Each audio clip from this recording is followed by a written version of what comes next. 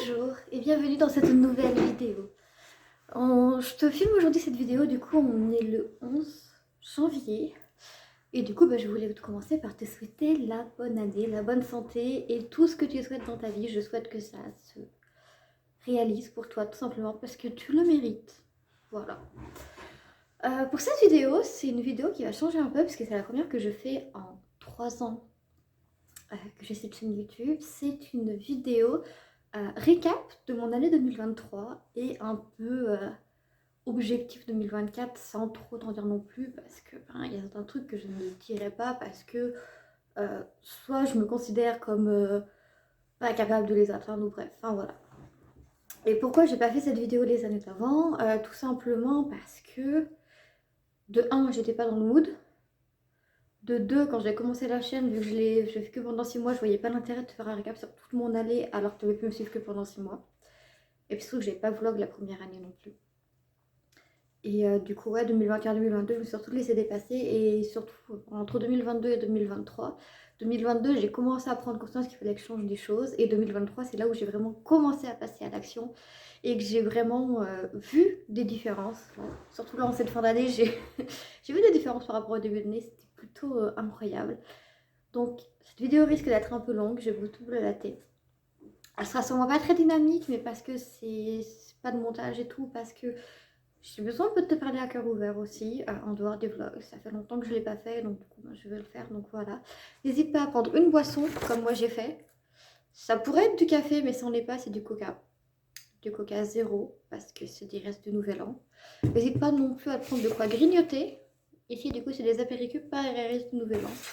Un petit plaid, un petit bougie, voilà, pour te mettre bien, te mettre confortable, hein, tout simplement. Et puis c'est bon, on va être parti pour cette vidéo. Donc 2023 a commencé plutôt bien, dans le sens où j'ai fait un nouvel an avec des amis, tu comprendras pourquoi les guillemets plus tard, que ma coloc, parce que du coup à l'époque je vivais en colocation, ces amis-là devaient faire le réveillon avec elle, chez eux, sauf que moi elle m'avait dit qu'elle devait faire le réveillon chez nous, sauf que moi je voulais avoir un réveillon tranquille, tu vois. Et du coup elle leur l'a mis à l'envers et elle a fait le réveillon avec ni moi ni ces potes-là, mais avec sa meilleure amie à elle à côté de chez ses parents. Bref, c'est son choix de truc et tout. Sauf que moi, j'étais au courant de rien. Donc moi, quand ces fameux potes m'ont dit, ouais, elle nous a laissé en plan truc et tout, j'ai fait, ben ok, on habite ensemble, elle et moi, mais en fait, je cautionne pas ces actes. Donc, si vous voulez passer à la maison, qu'on se fasse un truc de deux chill, par contre, je dis, ce serait pas prise de tête. Hein. J'ai quasiment pas de quoi faire la bouffe, j'ai très peu d'alcool, donc franchement, ce serait une petite soirée chill, quoi. Et c'est ce qu'on a fait. Et franchement, on avait passé une très bonne soirée. La coloc était rentrée genre à minuit 20, on était là. Frérot, genre t'as dit bonne année aux gens puis tu t'es barré? Quel moment tu fais ça? Enfin bref. Du coup voilà, eux ils sont partis du coup à faire... Ils sont partis à 8h du mat en fait, quand le bus a pu repasser en fait. Et du coup on a fait toute la soirée ensemble, enfin bref c'était génial. Et c'est là que je me suis dit en fait, vu que ça fait 2 mois que je vis avec elle et qu'elle commence à avoir un comportement qui me plaît pas trop, si elle continue, barre-toi. Malheureusement, elle a continué. Janvier, ça a été la dégringolade. Février, ça a été de pire en pire. Fin février, elle a décidé de poser sa démission sans me dire qu'elle posait sa démission, à savoir qu'on payait le loyer à deux. C'est mes responsables au travail qui m'ont appris qu'elle avait posé sa démission. Donc, je te laisse imaginer dans quel état ça m'a mis. Ce qui fait que du coup, mars, on a rendu les clés, tout simplement. Hein, et il a fallu... C'était fin mars ou début avril, je crois, parce qu'il y avait un mois de délai entre le moment où on leur donnait la lettre pour rendre l'appartement et le moment où on vidait l'appartement avec la visite du coup, de sortie, l'état des lieux de sortie. En sachant qu'entre-temps, évidemment, dans cette coloc, mais je ferai une vidéo entière sur cette coloc, parce qu'il y a beaucoup de choses à dire et je ferai intervenir une personne qui était avec moi, qui a tout vécu de l'intérieur, parce qu'elle est venue dans l'appartement à certains moments où la coloc était là, il y a des moments où la coloc n'était pas là, et elle a pu voir le désastre par elle-même, hein, donc je ferai une vidéo consacrée à ça. Mais du coup, ce qui fait que début avril, du coup, on a pu rendre les clés, et du coup, il a fallu attendre le mois entre l'état des lieux de sortie, le mois légal et avant le retour de la caution. Et en sachant que comme son chien avait fait beaucoup de dégâts dans l'appartement, je lui avais dit si on n'a pas le retour de la caution, je nous ai fait un contrat papier qui est juridiquement recevable en fait, où j'avais écrit contrat de colocation et qu'en gros, j'avais mis lui à signer lui est approuvé par les deux parties, elle a lui approuvé le contrat, daté signé. Donc si jamais je me retournais contre elle, toi elle pouvait rien dire. Et du coup, en fait, la caution nous a été rendue à l'exception de 40 euros. Donc sur une caution de 750 euros, on rend pas 40 euros. Je me suis dit, vas-y, elle m'a saoulé tellement de fois pour tellement de trucs à la con. Je vais pas la faire chier pour 40 euros, tu vois. Moi, je suis plus digne qu'elle, je vais pas faire ça.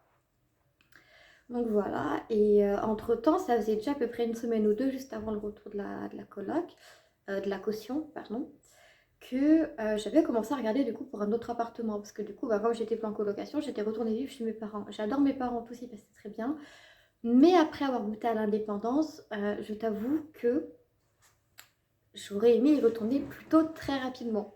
Donc j'avais commencé à regarder un appartement et en fait j'avais vu l'annonce de l'appartement dans lequel je te filme actuellement cette vidéo, qui était une annonce, voilà, du coup pour un appartement à rénover, dans ma fourchette de prix, parce qu'évidemment j'avais déjà fait les démarches auprès de la banque, hein, pour savoir quelle était mon enveloppe, tout ça, tout ça. Et en fait, il était dans mes critères de prix, dans mon enveloppe. Mais, tu vois, je m'étais dit, j'ai pas encore le retour de la caution. Je vais pas me lancer dans les démarches pour un nouvel appartement, alors que j'ai pas des nouvelles de l'ancien. Donc, gros coup de cœur pour les photos, hein. Donc, je me dis, ok, on va rien dire. Pour l'instant, on va rester chill, on va rester tranquille, attendre la caution. Le jour de la caution arrive. Et là, la première pensée que j'ai, c'est faut que je retourne voir sur le site de l'agence où j'ai vu l'appartement s'il y est toujours. J'y vais et l'appartement y est toujours. Ni une ni deux, j'appelle. Oui, bonjour, j'ai vu telle annonce pour tel appartement, l'annonce numéro tant. Est-ce qu'il serait possible de mettre en contact avec l'agent qui gère ça pour planifier une visite? Oui, bien sûr, je vous le passe. Elle me passe l'agent, on fixe une visite 2 semaines plus tard. Non, une semaine plus tard. Une semaine après. Il se trouve que ma meilleure amie, à ce moment-là, était dispo aussi. Et il me fait, bah si tu veux, on va le visiter ensemble. J'étais carrément chaud, j'étais là, ok, comme ça tu pourras me dire genre si je suis vraiment en train de me lancer dans un projet où je vais encore jamais y arriver, ou si pour toi aussi ça te semble réaliste, et voilà. Surtout qu'elle a vu tout le passé avec la coloc et tout, donc elle est plutôt bien capable de me jauger, quoi. Parce que moi, des fois, je suis complètement délusionnelle, et elle, justement, elle est là en mode, non mais t'es en train de faire de la merde, là, arrête tes conneries, tu vois. Donc c'est pour ça, ça me rassurait aussi qu'elle soit là. Donc la semaine passe, on va voir visiter cet appartement. Du coup, on est toujours en mai et on est à peu près mi-mai. Et là, je rentre dans l'appartement et j'ai un coup de cœur. D'ailleurs, en fait, l'appartement, je l'ai vu comme tu peux le voir dans la vidéo Room Tour que je te mets en fiche juste ici. Vraiment, je l'ai vu exactement dans le même état et vraiment, j'étais là, coup de cœur. J'ai commencé à visualiser ce que je voulais mettre dans le salon. Quelle pièce serait la chambre? Quelle pièce serait le bureau? Là, je suis dans le bureau, mais il y a aussi la chambre à côté, la chambre derrière. Donc bref. J'ai tout visualisé, il y a tout qui est venu quasiment instantanément.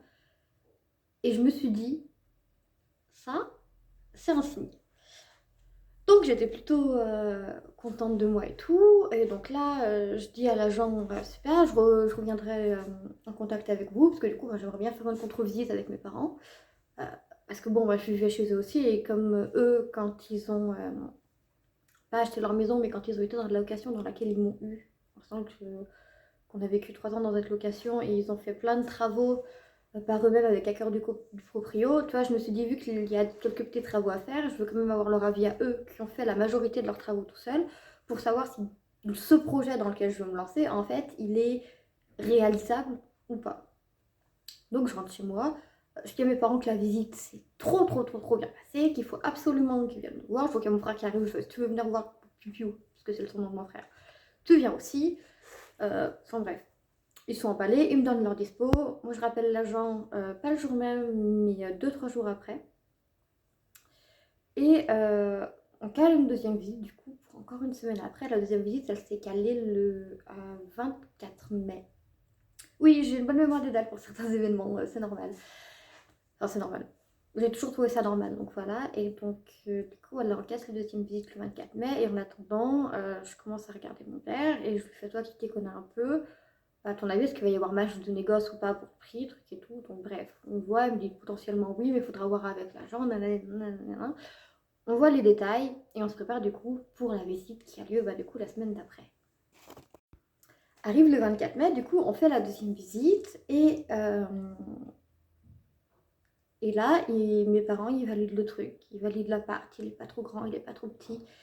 Il convient à ce que je pourrais en faire. Mes idées de travaux, ils les trouvent totalement réalisables. Ils sont prêts à m'aider à les faire. Et là, je me dis, le feu est vert. Donc, je vais voir l'agent. Je lui dis, ok, est-ce qu'il y a moyen un peu de négocier le prix? Même si c'est pas de beaucoup, est-ce qu'il y a moyen un peu de négocier le prix? Et là, il me dit qu'on peut tenter une négociation de prix de moins 5 000 euros.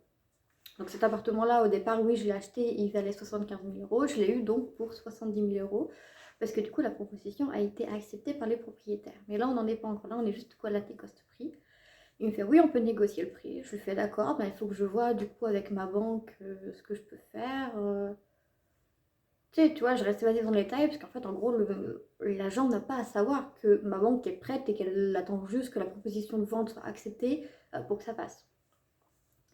Donc, je rentre chez moi avec mes parents, on rédige la proposition de vente. Et de là, on attend. Il faut savoir qu'entre-temps aussi, début 2022, j'avais commencé à je me suis inscrite au Centre européen de formation pour passer un CAP esthétique, parce que c'est quelque chose que je pensais vouloir faire de ma vie.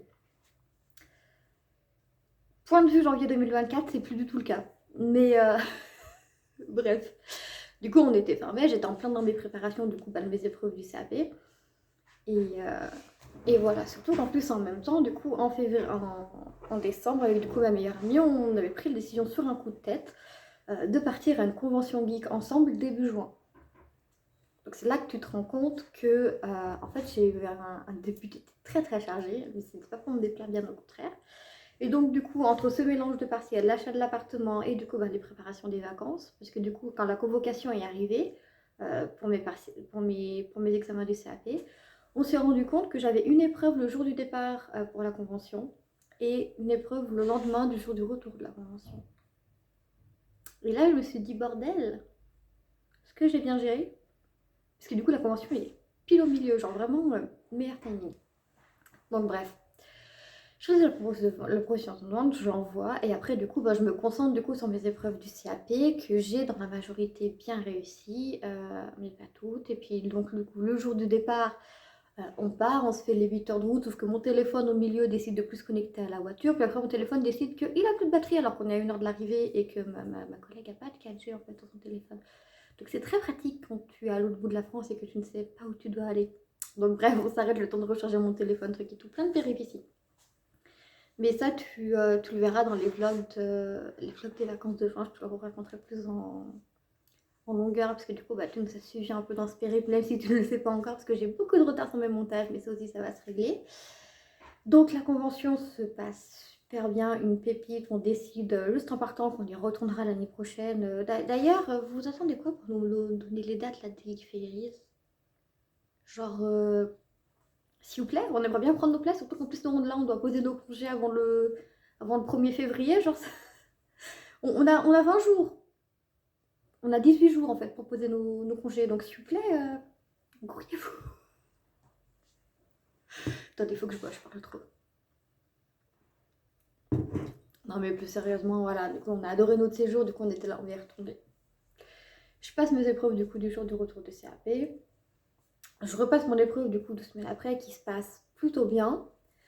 Mais en sortant, je dis quand même à mon ami sur qui j'ai pratiqué, si j'ai mon examen sur cette épreuve-là, c'est du full troll. Parce que vraiment, j'ai senti que j'étais pas au meilleur de mes capacités, que j'ai fait full merde, tu vois, genre, je le savais. Mais tu vois, je suis réaliste. Je dis, il y a une partie de moi qui croit quand même que je peux l'avoir, mais si je l'ai, je t'avoue que c'est quand même le plus bel arnaque de l'année. Une chose en entraînant une autre, là, des coups, je réalise qu'on est mi-juin, que j'ai plus d'épreuves, qu'on a passé les vacances, et que bizarrement, j'ai toujours pas de réponse de l'agent. Là, je me dis, c'est bizarre. Parce que même s'ils refusent une offre de vente, mes proprios, ils sont obligés de me proposer une contre-offre, en fait. Si mon offre, elle est trop basse, ils vont obligés de me proposer une contre-offre. Surtout qu'en plus, entre-temps, j'ai appris que cet appartement, ça faisait genre 1 an et demi qu'il était sur le marché, qu'il devait passer genre à peu près 6 mois, 1 an sur le marché en location. Ça fait 1 an et demi qu'il est inoccupé, ça fait 1 an et demi que les proprios cherchent à s'en débarrasser parce qu'ils voient que la location, ça marche pas. Je me dis, frérot, j'arrive, je fais première visite, il y a coup de cœur, deuxième visite, il y a double coup de cœur, je te fais une propale. Bah, même si tu veux pas que ma propale, Si tu trouves que ma propale, oulala, je sais plus parler. Si tu trouves que ma proposition est à un prix trop bas, pas de souci, fais une contre-offre, je l'accepte. Parce qu'en fait, moi, j'ai fait une proposition juste parce qu'il y a pas mal de travaux à faire. Et que si je pouvais négocier après un peu plus bas pour avoir des mensualités un peu plus hautes sur 5 années de moins, je t'avoue que ça me plaisait bien. Donc c'est pour ça que je l'ai fait en fait. Et le 17 juin, du coup, parce que du coup, mon dernier prof c'était le 15 juin, le 17 juin, je reçois un appel de l'agent IMO.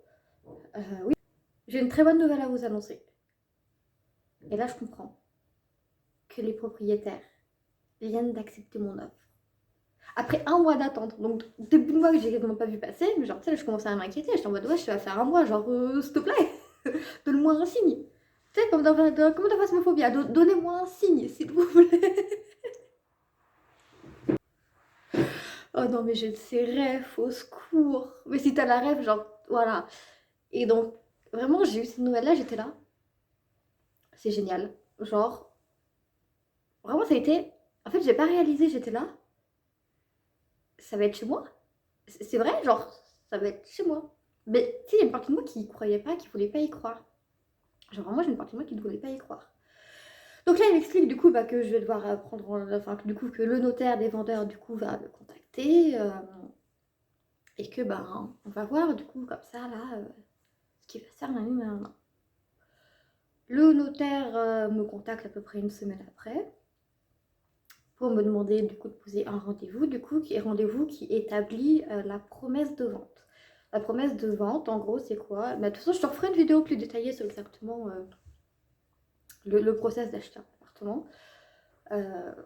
Mais en gros, là, je te le fais vite fait, c'est qu'en gros, c'est une promesse de vente. En gros, c'est un papier qui te dit pour 3 mois, le vendeur a le droit de proposer ton appart à personne d'autre et a le droit. Et toi,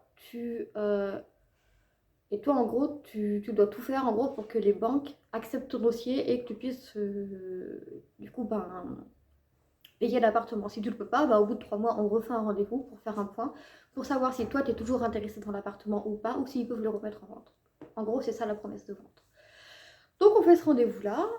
Moi, évidemment, je me mets sur mon 31, donc pantalon tailleur, haut tailleur.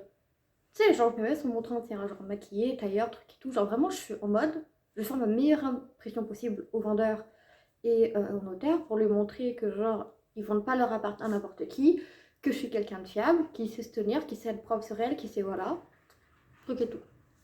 Ça se passe très bien, la promesse de vente, du coup, elle est signée en 2-2. J'appelle ma banque qui me dit qu'en 2-2, elle peut me faire le truc et tout. Donc, j'envoie à l'agence le fait que la banque a dit oui, les papiers en attente, parce que du coup, là aussi, il y a des délais à respecter et tout. Donc, le temps que les délais soient respectés, je renvoie à l'agence les papiers de la banque en attendant que le délai soit respecté, soit signé et tout. Comme ça, la banque, elle le transmet à notaire qui peut reprendre un rendez-vous avec les proprios et qui peut aussi prendre rendez-vous directement avec la banque pour que la banque lui fasse le versement et que moi, du coup, mon crédit soit enclenché. Enfin bref, tout ça se fait. Et début août, enfin courant du mois d'août, je sais plus exactement quand c'est, j'obtiens enfin les clés de mon chez moi. Là, on est chez moi, je peux le dire. On est chez moi, c'est dans mon appartement que j'ai acheté du haut à l'époque de mes 24 ans et demi, quasiment 25 ans que j'ai eu en octobre. On en est là. Donc j'ai pas eu mes examens du coup du CAP parce que du coup j'avais la réponse mi-juillet, je les ai ratés de peu. J'étais genre 9,50 ou 9,75 sur 10 qu'il fallait la moyenne pour passer, donc je n'ai pas raté de beaucoup mais j'ai raté. Mais après en fait je me suis rendu compte que en fait bosser dans l'esthétique c'était pas forcément ce que je voulais. Même si j'ai des très bonnes expériences avec un très bon stage en février, je me suis rendu compte que pas forcément en fait. Et pas forcément, c'est pas que le métier est pas bien ou quoi que ce soit, c'est juste qu'en fait, j'ai commencé à me rendre compte que le contact quotidien avec des clients, c'est quelque chose que je fais de plus en plus de mal à supporter parce que, pour rappel, je crois que je l'ai pas encore dit dans cette vidéo, mais en temps normal, en dehors de ces vidéos, en fait, je suis caissière dans un supermarché. C'est un travail que j'ai pris en sortant de mes études en 2020, au départ juste en saisonnier pour l'été. Et quand mes demandes de master après ma licence m'ont fait nope, on ne prend pas, et que je me suis dit attends, donc là en gros, dernière réponse de master, dernière réponse de concours, c'est le 3 août, septembre, c'est dans moins d'un mois, et là j'ai pas d'école, j'ai pas de boulot, j'ai rien. Ouh, ça va être compliqué ça. J'ai été voir gentiment mes patrons, je leur ai fait « Salut, tu pourrais me prendre en CDD pendant un an, histoire que je retombe sur mes pattes et que je trouve une école d'ici l'année prochaine, s'il te plaît ?» Ils m'ont fait « Ouais, t'es un bon élément, on te garde. Mais pour nous, c'est plus simple de te faire un CDI. » Donc c'est pour ça que ça fait 3 ans que je suis là-bas. Et pour la petite histoire, oui, j'ai commencé cette chaîne YouTube juste après avoir commencé ce boulot au départ juste pour l'été. C'était un peu pour me dire, vas-y, j'ai été capable d'avoir ma licence à des taux stratosphériques alors que j'ai à peine eu mon bac, donc genre, je peux me faire ce cadeau d'avoir cette licence. Enfin, d'avoir cette chaîne YouTube qui est un projet que j'ai depuis beaucoup plus longtemps que je réussir ma licence, donc bref. J'en étais où, moi? Je sais même plus.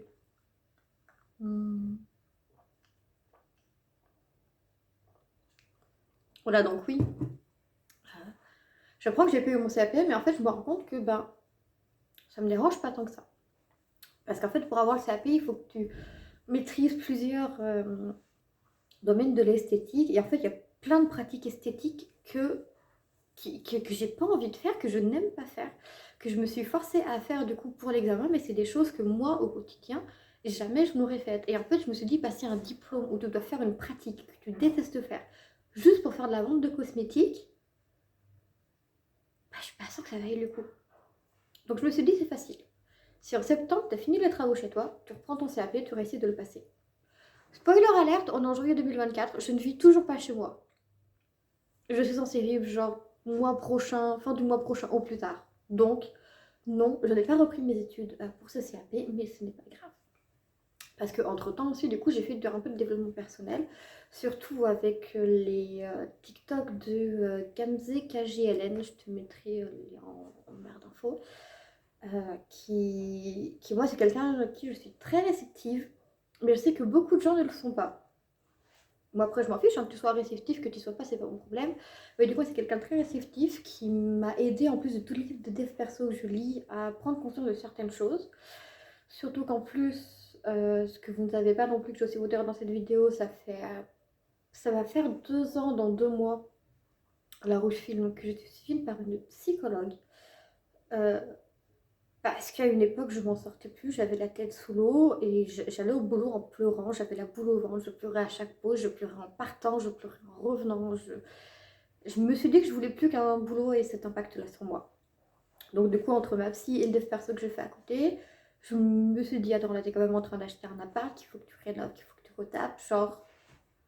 Tu peux pas tout faire en même temps, les études, l'appart, le truc, tout, ça fait trop de changements de coup, faut que tu arrêtes tes bêtises. Donc j'ai arrêté mes bêtises. J'ai mis mon roman sur pause. J'ai une autre idée de roman que j'ai scriptée mais que j'ai pas encore commencé à écrire parce que du coup je me suis dit pareil, genre arrête tes bêtises, arrête de t'éparpiller. Je me suis concentrée sur l'appart, je me suis concentrée parce que du coup avec l'appart, c'est là que vous avez vu à peu près, mais il y a eu beaucoup plus de vidéos YouTube qui sont revenues parce que j'arrive beaucoup mieux à rattraper mon retard. Parce que du coup j'ai ce bureau qui est dédié uniquement à ça, à filmer pour YouTube et tout, et c'est quelque chose qui du coup me fait beaucoup de bien de me dire que j'ai vraiment cet espace qui est chez moi, pour moi, que je peux consacrer uniquement à ça et que personne ne peut rien dire ou rien faire pour m'empêcher de le faire. C'est quelque chose qui mentalement me fait beaucoup de bien. Et, ouais. Donc c'est pour ça que là, du coup, voilà. Et du coup, septembre, j'ai eu la belle déception d'apprendre que du coup, que les amis du début de vidéo, je les ai aidés pour leur déménagement. Et en fait, enfin, aider. Aider est un bien grand mot et déménagement est un bien grand mot. Puisque quand tu arrives chez quelqu'un pour un déménagement et que tu n'as aucun carton de fait et que tu as encore de la vaisselle sale dans l'évier, je considère que ce n'est pas moi le mauvais élément qui ne met pas du sien pour aider au déménagement. Tout simplement. Puis quand ensuite on me dit que j'ai soi-disant pas assez participé au montage de meubles alors qu'on était 8 pour monter littéralement 3 meubles, mais en ayant les outils que pour 2 personnes, faut m'expliquer comment sans outils je suis censée monter un meuble. Hein. Parce que moi je veux bien, hein. Mais quand dans ton meuble faut visser des vis et que t'as un tournevis, comment on fait pour monter 3 meubles avec un tournevis quand les 3 ils ont besoin des vis? Je sais pas. Explique-moi. Peut-être que toi t'as une solution que moi j'ai pas. Hein. Mais moi voilà. Je travaille pas dans ces conditions-là. Du coup, en fin de soirée, on était un dimanche. Ils ont une pizzeria en bas de leur nouvel appart. La pizzeria fermait à 21h. À 20h, je leur dis bon les gars, je vais aller commander à manger pour tout le monde. Dites-moi ce que vous voulez. Truc et tout. Je dépense pour 80 balles de bouffe parce que, vu que je me sentais inutile toute la journée, parce que les seuls trucs qu'on avait à faire, je pouvais pas les faire parce que mettre des cartons dans ma voiture, les cartons ils sont pas faits, qu'est-ce que tu veux que je mette dans ma voiture, hein? Monter les meubles, comme je viens de te le dire, on n'avait pas les outils pour le nombre de personnes qu'on avait, donc ça servait à rien. Donc je me dis, on va au moins, tu vois, truc et tout, commander la bouffe. Je commande la bouffe, je reviens avec la bouffe, il est 20h45. Je te rappelle du coup que la pizzeria en face de chez eux fermait à 21h. Ils font le dernier voyage, ils arrivent de leur dernier voyage à 22h30. Et j'apprends ensuite du coup par une amie à peu près un mois après, en septembre, hein, donc alors que leur déménagement était en août, que du coup le repas était froid à cause de moi. La pizzeria fermait à 21h. J'ai été chercher de la bouffe à 20h45. T'es revenu à 22h30, c'est de ma faute si la pizzeria fermait à 21h et que tu t'es pointé à quasiment 23h chez toi. C'est un concept, je ne savais pas. C'est aussi de ma faute apparemment si on n'avait pas assez d'outils pour tout le monde. C'est aussi de ma faute si les cartons n'étaient pas faits et si on n'a pas utilisé ma voiture alors que j'étais venue uniquement pour utiliser ma voiture. Donc, du coup, après la grosse colère que j'ai eue envers ces personnes-là au début, parce que j'étais là, non mais attendez, tout de la gueule de qui? Hein, voilà, donc j'en ai parlé à ma meilleure amie, j'en ai évidemment parlé à ma psychologue, et ma psychologue m'a dit, non mais là, t'es pas en tort. Ta colère est justifiée, t'es pas en tort, c'est pas toi le problème. Donc j'ai rayé ces gens-là de la catégorie amie que j'avais, et je me suis rendu compte qu'en fait, ils avaient une influence quand même plutôt néfaste sur moi. On va pas se mentir, malheureusement. Alors, plutôt néfaste, pas toujours. Parce que sur certaines choses, ils m'ont poussé à sortir de ma zone de confort. Ils m'ont fait sortir un peu plus que ce que je sortais habituellement. Mais c'était pas pour me déplaire. Alors, si je voulais pas sortir, je leur disais non, il n'y avait pas de souci. Tu vois, ils me faisaient pas chier avec ça. Mais par contre, à chaque fois qu'on sortait, vu que je suis la seule qui a la voiture, je devais mettre ma voiture. Sans jamais qu'ils me proposent de faire un plan en échange. Même si c'était que des petits trajets, mais petits trajets, petits trajets, je suis désolée, au bout d'un moment, ça fait de l'essence. Et même si ma voiture, elle consomme pas beaucoup, ça joue à un moment. Alors certes, des fois, du coup, ils m'ont payé à manger alors que, genre, j'étais pas censée venir, pas censée rester. Donc, j'ai considéré que, du coup, ça faisait l'échange. Hein. Du coup, je mets ma voiture, mais je paye pas à manger. Donc, l'un dans l'autre, ok. Mais le gros point néfaste, c'est que vraiment, à chaque fois qu'on se voyait, on buvait. Il n'y avait pas d'alternative à part juste de l'eau. Et encore, ils faisaient limite la gueule quand je osais leur demander de l'eau ou du jus de fruits. Et je suis pas contre le fait de boire, mais j'ai, on va dire que j'ai quelques réticences avec le fait de boire de l'alcool et que du coup, c'était pas forcément bénéfique de les avoir dans ma vie avec ces réticences-là et le comportement que eux avaient en face, quoi. Donc, bon. Après, c'est pas grave, ce qui est fait est fait. Je pensais que ce serait des bons amis, ça ne l'était pas. Basta. Je me suis trouvé d'autres amis à la place et du coup arrive le mois d'octobre, du coup, où, je me rends compte que en fait, c'est le mois de mes 25 ans. Et le jour de mes 25 ans, je fais un énorme point sur ma vie que je pensais pas que je ferais, honnêtement, du tout. Donc je me retrouve à faire cet énorme point sur ma vie et en fait, je me rends compte que j'ai l'impression de rien avoir accompli dans ma vie. Alors que comme je viens de te dire, j'ai acheté ma propre voiture comme cadeau d'anniversaire de moi pour mes 23 ans, donc en 2021. Là, je viens de m'acheter un appartement quelques mois avant mes 25 ans. Du coup, j'ai considéré que c'était mon cadeau d'anniversaire pour mes 25 ans de moi à moi. Je suis entourée d'une famille qui m'aime. J'ai un travail, j'ai un toit sur la tête, j'ai un salaire pour payer mes factures. Enfin, je suis loin d'être la personne la plus malheureuse du monde. Mais j'ai eu un gros coup de feel bad. Genre vraiment sans raison. Et là aussi, j'en ai parlé à ma fille. Elle m'a fait, c'est normal, ça le fait parfois. Je fais, ok, d'accord. Donc je m'en suis relevée doucement, mais je m'en suis relevée quand même. Hein.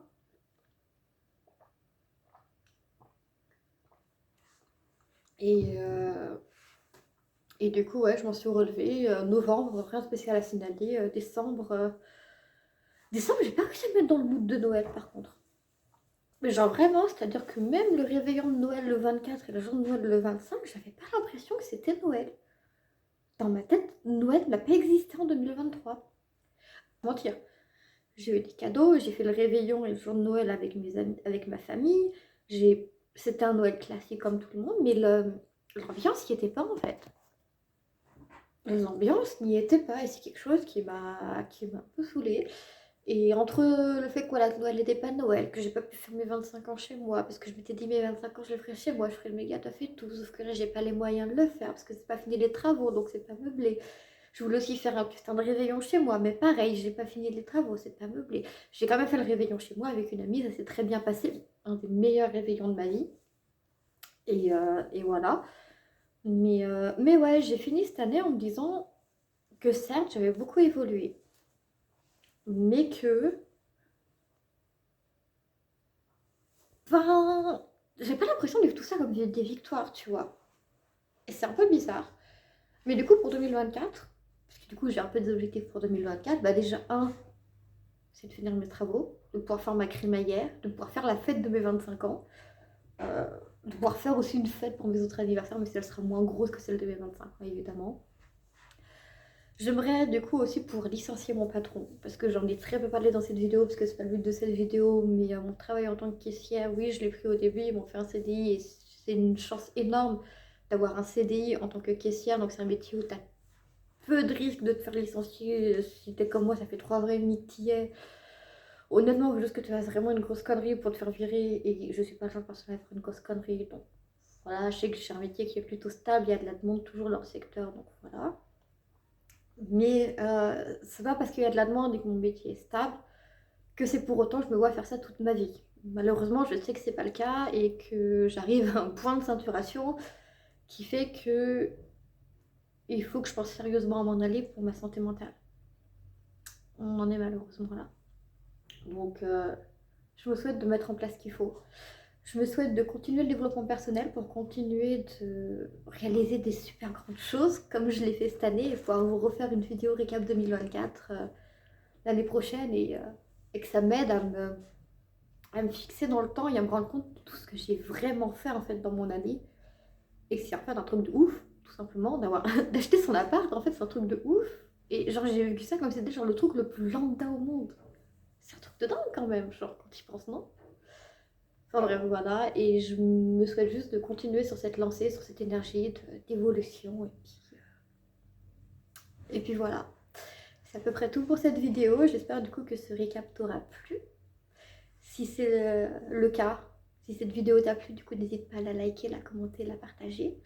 N'hésite pas non plus à t'abonner si ce n'est pas encore fait. N'hésite pas non plus à me suivre sur mes réseaux sociaux dont les liens sont en description et que tu peux retrouver sur l'écran d'outro, où tu me retrouveras tous les jours pour avoir un peu plus des nouvelles de moi du quotidien au quotidien. Et où je rentre un peu plus des fois dans certains détails puisque là je suis rentrée dans cette vidéo. Du coup n'oublie pas d'être heureux parce qu'être heureux c'est important. Et à bientôt dans une nouvelle vidéo. Bye.